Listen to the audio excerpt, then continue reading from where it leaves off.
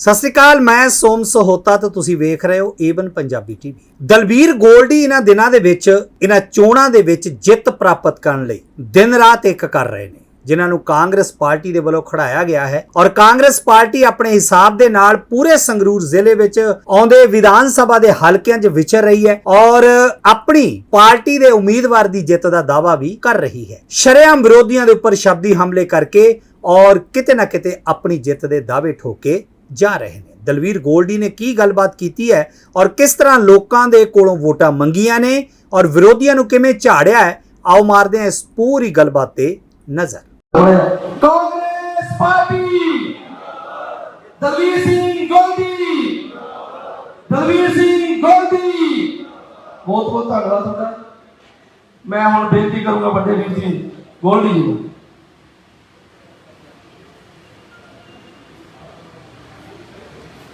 हल्का दड़बा के सारे मेरे नौजवान साथी, बुजुर्ग साहबान, मेरिया भैनां, साडे MC साहबान, सरपंच साहबान, ਵੱਖ-ਵੱਖ अहुदियां के विराजमान साडे लीडर साहबान, खास तौर पर वड्डा भी सत्ता जी ते मेरा साथी यूथ कांग्रेस का गागा जी, सारे पतवंते जो सज्जन इत्थे, बड़ाला साहब जो इत्थे इंचार्ज ने, मेरी भैन बशीर, साडे दोवें MLA साहब राईपुर साहब ते बलविंदर सिंह जी, आओ अंकल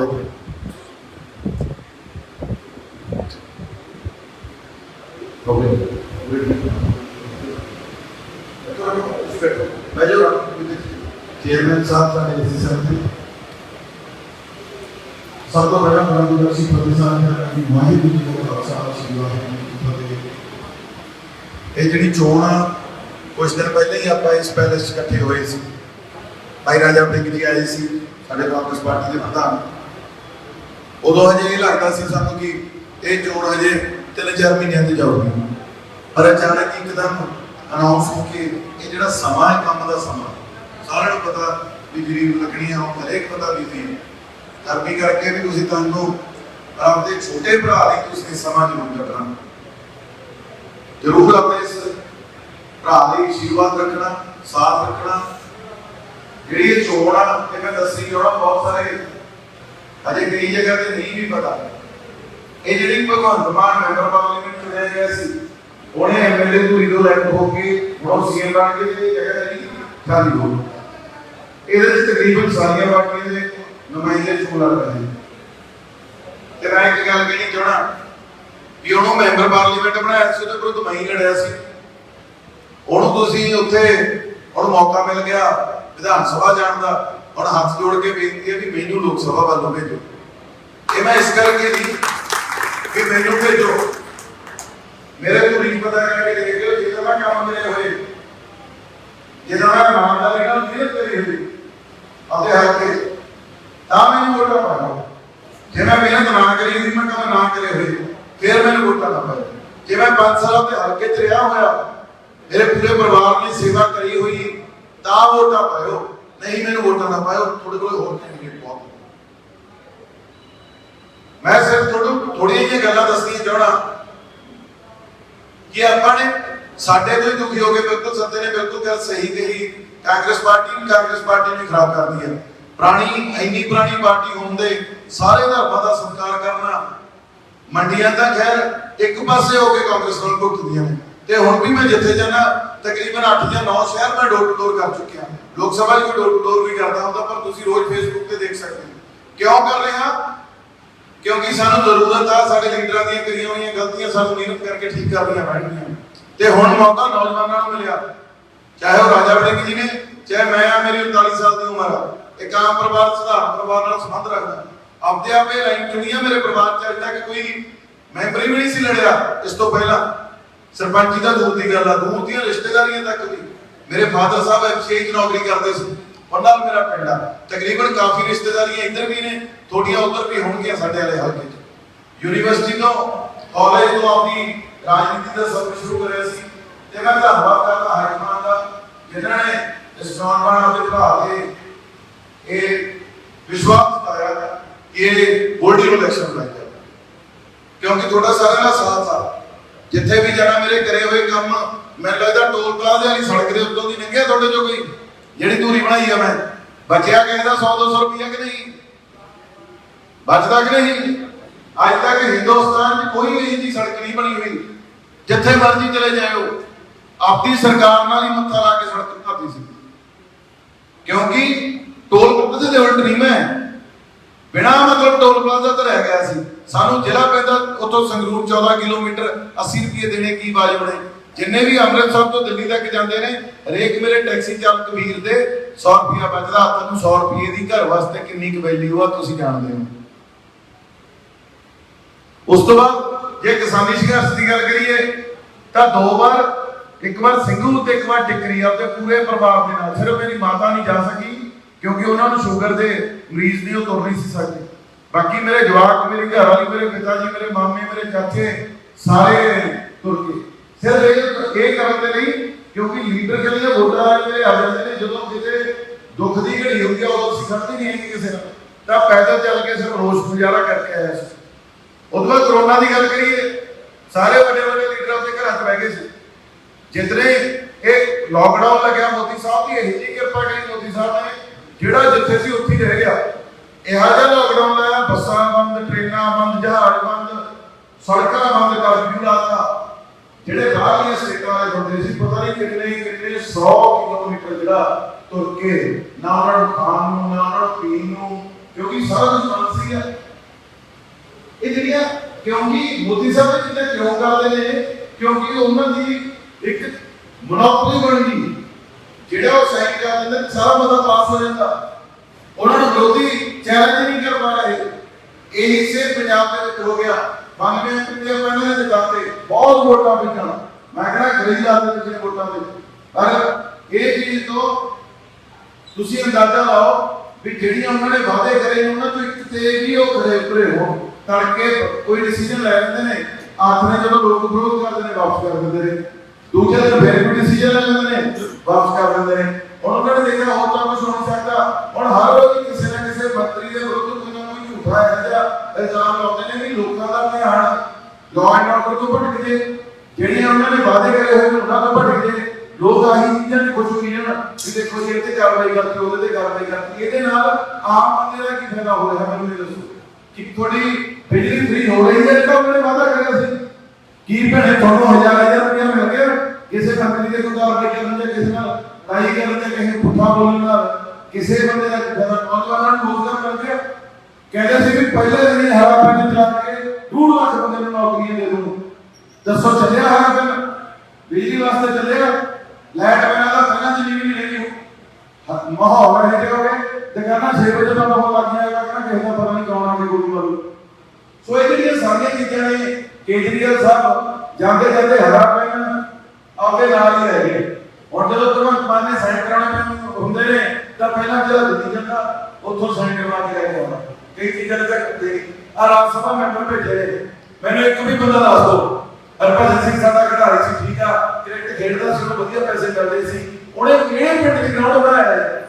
ਇੱਕ ਵੀ ਗਰਾਊਂਡ ਦੱਸ ਦੇਵੇ ਜੋ ਹਰਭਜਨ ਮਾਨ ਨੇ ਬਣਾਇਆ ਹੋਵੇ, ਇੱਕ ਵੀ। ਤੇ 3 ਬੰਦੇ ਦਾ ਬਾਬੂ ਹੈ ਕਿਧਰ ਤੇ ਕੋਈ ਆਪਣੇ ਪੰਜਾਬ ਨੂੰ ਸੇਧ ਮਿਲੀ? ਸਾਡੇ ਤੋਂ ਅੱਕ ਕੇ ਤਾਂ ਉਹਨਾਂ ਨੇ, ਤੁਸੀਂ ਨੇ ਉਹਨਾਂ ਨੂੰ ਦਿੱਤਾ ਸੀ, ਉਹਨਾਂ ਨੇ 3 ਮਹੀਨਿਆਂ ਦੀ ਇਹ ਪੋਜੀਸ਼ਨ ਕ੍ਰੀਏਟ ਕਰਤੀ। ਗਰੀਬ ਬੰਦਿਆਂ ਤੋਂ ਕਣਕ ਖੋਹਣ ਵਾਲੀ ਸਰਕਾਰ ਮੈਨੂੰ ਲੱਗਦਾ ਅੱਜ ਤੱਕ ਕਦੇ ਕਿਸੇ ਨੇ ਇਹੋ ਜਿਹਾ ਡਿਸੀਜਨ ਨਹੀਂ ਸੀਗਾ। 2000-5000 ਨਵੇਂ ਗਾੜੀ ਬਣਾਉਂਦੀ ਸੀ ਸਰਕਾਰ, ਪਰ ਇਹਨਾਂ ਨੇ ਕਣਕ ਖੋਹਣ ਵਾਲਾ ਸਿਸਟਮ ਪੈਦਾ ਕਰ। ਆ ਜਿਹੜੇ 5 ਲੱਖ ਦੇ ਹੈਲਥ ਦੇ ਬੀਮੇ ਜਿਹਨੇ ਤੁਸੀਂ ਇਲਾਜ ਕਰਾ ਸਕਦੇ ਸੀ, ਉਹ ਬੰਦ ਕਰਤਾ। ਐਜੂਕੇਸ਼ਨ ਸਿਸਟਮ ਦੇ ਵਿੱਚ ਸੂਬਾ ਆਪਣਾ ਅੱਪਲ ਆਇਆ, ਬਟ ਇਹ ਕਹਿੰਦੇ ਨੇ ਜੀ ਵੀ ਇਹ ਸਰਵੇ ਗਲਤ ਆ। ਕਿਉਂ ਸਰਵੇ ਗਲਤ ਆ? ਕਿਉਂਕਿ ਦਿੱਲੀ ਮੰਗ ਰਹਿ ਗਈ। ਪੰਜਾਬ ਦਾ ਇਹਨਾਂ ਨੂੰ ਕੋਈ ਦੁੱਖ ਨਹੀਂ, ਕਿਉਂਕਿ ਆਕਾ ਜੀ ਉੱਥੇ ਬੈਠੇ ਨੇ। ਇਹ ਮਾਹੌਲ ਖਰਾਬ ਹੁਣੀ ਖਾਲਿਸਤਾਨ ਦੇ ਨਾਰੇ ਕਿਉਂ ਲੱਗਦੇ ਨੇ? ਵੀ ਜਦੋਂ ਆਮ ਆਦਮੀ ਕਿਤੇ ਵੀ ਜਾਂਦੀ ਆ, ਹੁਣ ਆਮ ਆਦਮੀ ਨੇ ਹਿਮਾਚਲ 'ਚ ਜਾਣਾ ਸੀ, ਉੱਥੇ ਖਾਲਿਸਤਾਨ ਦੇ ਨਾਰੇ ਕਿਉਂ ਲੱਗ ਰਹੇ ਨੇ? ਮਾਹੌਲ ਖਰਾਬ ਕਰਨ ਦੀ ਗੱਲ ਕਰ ਰਹੇ ਨੇ। ਸਿਰਫ ਆਪਦੇ ਵਾਸਤੇ, ਆਪਣੇ ਫੇਵਰ ਵਾਸਤੇ। ਆਪਣਾ ਪੰਜਾਬ ਦਾ ਸਾਰੇ ਦਾ ਮਾੜਾ ਪੰਜਾਬ, ਆਪਾਂ ਸਾਰੇ ਦਾ ਸਤਿਕਾਰ ਕਰਦੇ ਹਾਂ। ਇੱਕ ਲੀਡਰ ਜਦੋਂ ਤੁਹਾਡੀ ਨੁਮਾਇੰਦਗੀ ਕਰਦਾ, ਉਹਦਾ ਕੋਈ ਜਾਤ ਧਰਮ ਨਹੀਂ ਰਹਿ ਜਾਂਦਾ। ਉਹ ਲੀਡਰ ਉਹ ਲੋਕਾਂ ਲਈ ਸਮਰਪਿਤ ਹੋ ਜਾਂਦਾ। ਤੇ ਲੋਕ ਜਿਹੜਾ ਵੀ ਫਿਰ ਲੋਕ ਕਹਿੰਦੇ ਨੇ ਉਹਨੂੰ ਹਰ ਇੱਕ ਧਰਮ 'ਚ ਵਿਚਰਨਾ ਚਾਹੀਦਾ। ਆਪਣਾ ਤਾਂ ਪੰਜਾਬ ਦੀ ਖਾਸੀਅਤ ਇਹ ਆ, ਆਪਣੇ ਤਾਂ 47 ਵੇਲੇ ਮੁਸਲਿਮ ਭਰਾਵਾਂ ਨੂੰ ਕਿਵੇਂ ਬਚਾਇਆ ਆਪਾਂ ਨੇ ਸਾਰਿਆਂ ਨੇ। ਆਪਾਂ ਨੂੰ ਉਧਰ ਆਪਣੇ ਤਾਂ ਪੰਜਾਬ 'ਚ ਹੈ ਹੀ ਗੈਰਤ ਵਾਲਾ ਖੂਨ ਆ, ਆਪਾਂ ਤਾਂ ਲੜਾਈ ਲੜ ਸਕਦੇ ਹਾਂ ਚਾਹੇ ਜਿਹੜਾ ਮਰਜ਼ੀ ਸੰਘਰਸ਼ ਹੋਵੇ। ਆ ਕਿਸਾਨੀ ਸੰਘਰਸ਼ ਸੀ, 1000 ਕਿਸਾਨ ਭਰਾ ਨੇ ਸ਼ਹਾਦਤ ਦਿੱਤੀ, 1000 ਤਕਰੀਬਨ। ਤੇ ਅੱਜ ਬੀਜੇਪੀ ਕਿਹੜੇ ਹਿਸਾਬ ਨਾਲ ਵੋਟਾਂ ਮੰਗਣ ਜਾਂਦੀ ਹੈ ਪਿੰਡਾਂ 'ਚ, ਜਾਂ ਪਿੰਡਾਂ ਵਾਲੇ ਉਹਨਾਂ ਨੂੰ ਕਿਵੇਂ ਸਪੋਰਟ ਕਰਦੇ ਨੇ, ਇਹ ਚੀਜ਼ ਸੋਚਣ ਵਾਲੀ ਆ। ਕੀ ਆਪਾਂ ਇੰਨੀ ਛੇਤੀ ਭੁੱਲ ਗਏ ਵੀ ਇਹ ਕੀ ਚੀਜ਼ ਹੋਈ? ਕੀ ਵਿਚਾਰਧਾਰਾ ਦੀ ਗੱਲ ਕਰਾਂਗੇ, ਕੀ ਵਿਚਾਰਧਾਰਾ? ਇੱਕ ਦਿਨ ਦੂਜੀ ਪਾਰਟੀ ਦੀ ਹੁੰਦਾ ਬੰਦਾ, ਦੂਜੇ ਦਿਨ ਗੱਲ 'ਚ ਦੂਜਾ ਪਰਨਾ ਪਾ ਕੇ ਦੂਜੀ ਪਾਰਟੀ ਦਾ ਹੋ ਜਾਂਦਾ। ਕੱਲ ਇੱਕ ਮੈਂ ਪੋਸਟਰ ਦੇਖਿਆ, ਉੱਤੇ ਦਾ ਢਿੱਲੋਂ ਸਾਹਿਬ ਦੀ ਫੋਟੋ ਲੱਗੀ ਹੋਈ, ਸਾਡੇ ਇੱਕ ਸਾਬਕਾ ਮੰਤਰੀ ਦੀ ਫੋਟੋ ਲੱਗੀ ਹੋਈ, ਪੋਸਟਰ ਤੇ ਲਿਖਿਆ ਹੋਇਆ ਵੀ ਜੁਝਾਰੂ ਤੇ ਮਿਹਨਤੀ ਵਲੰਟੀਅਰ ਨੂੰ ਵੋਟ ਪਾਓ। ਮੈਂ ਹੈਰਾਨ, ਮੈਂ ਕਿਹਾ ਵੀਰੇ 3 ਦਿਨ ਪਹਿਲਾਂ ਤਾਂ ਪਾਰਟੀ ਸੀਗੇ, ਹੋ ਕਿਹੜੇ ਜੁਝਾਰੂ ਹੋ ਤੁਸੀਂ, ਕਿਹੜੇ ਵਲੰਟੀਅਰ ਹੋ ਇਹ ਪਾਰਟੀ ਦੇ? ਇਹ ਚੀਜ਼ਾਂ ਦੇਖਣੀਆਂ ਪੈਣਗੀਆਂ, ਇਹ ਚੀਜ਼ਾਂ ਤੇ ਕੰਮ ਕਰਨਾ ਪਊਗਾ, ਇਹ ਚੀਜ਼ਾਂ ਨੂੰ ਦੇਖਣਾ ਮੈਂ ਪੂਰੀ ਕੋਸ਼ਿਸ਼ ਕਰੂੰਗਾ। ਚਾਹੇ ਇੱਕ ਗੱਲ ਤੁਹਾਨੂੰ ਕਹਿਣੀ ਚਾਹਣਾ, ਸੱਤਾਧਾਰੀ ਧਿਰ ਇਸ ਟਾਈਮ ਪੂਰੀ ਹਾਵੀ ਆ, ਕਿਸੇ ਦੀ ਕੋਈ ਗੱਲ ਨਹੀਂ ਸੁਣ ਰਹੀ, ਜੋ ਉਹਨਾਂ ਦੇ ਮਨ ਚ ਆ ਰਿਹਾ ਉਹ ਡਿਸੀਜਨ ਲੈ ਰਹੇ ਨੇ। ਤੁਹਾਨੂੰ ਵਿਰੋਧੀ ਧਿਰ ਨੂੰ ਤਕੜਾ ਕਰਨਾ ਪਊ।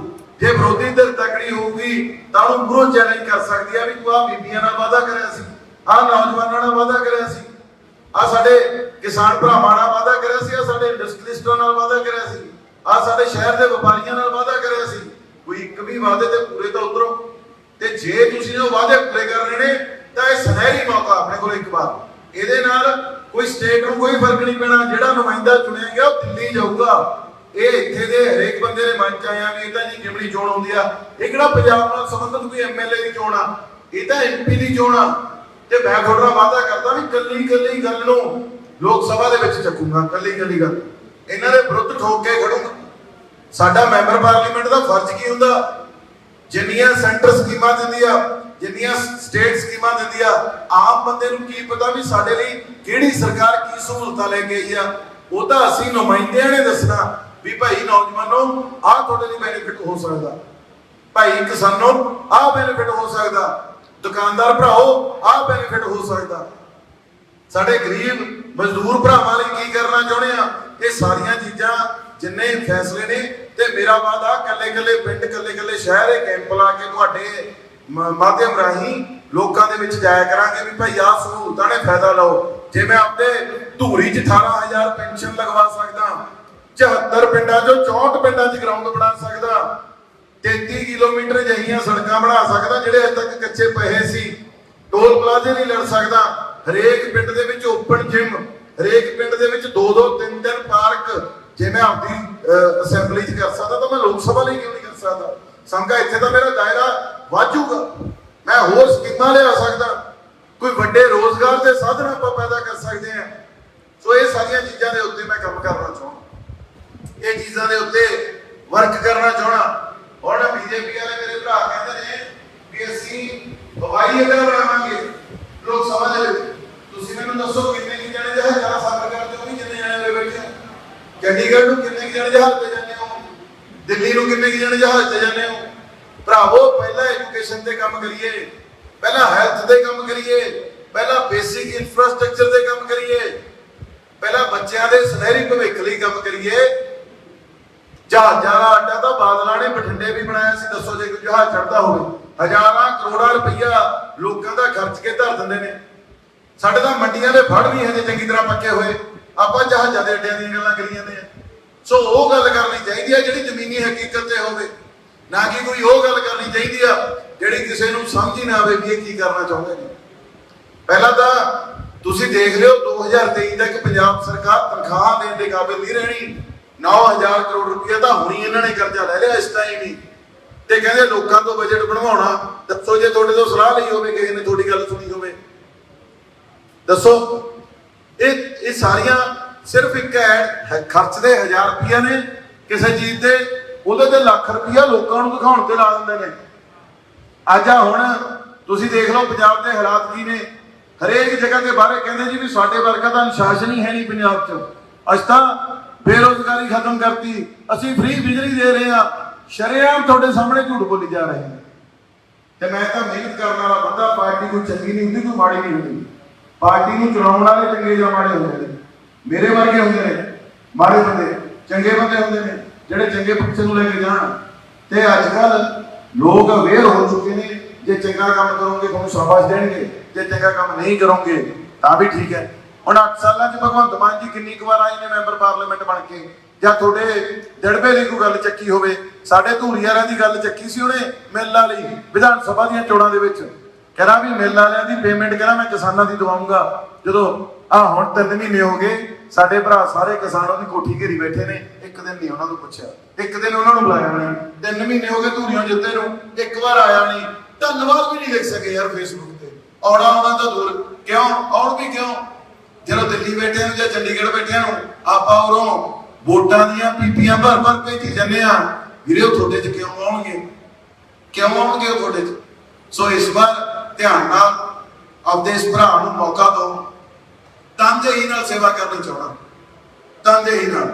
ਕੋਈ ਇਹ ਨਹੀਂ ਵੀ ਜਿਹੜਾ ਵਿਸ਼ਵਾਸ ਟੁੱਟ ਗਿਆ ਨਾ ਲੀਡਰਾਂ ਤੋਂ ਲੋਕਾਂ ਦਾ।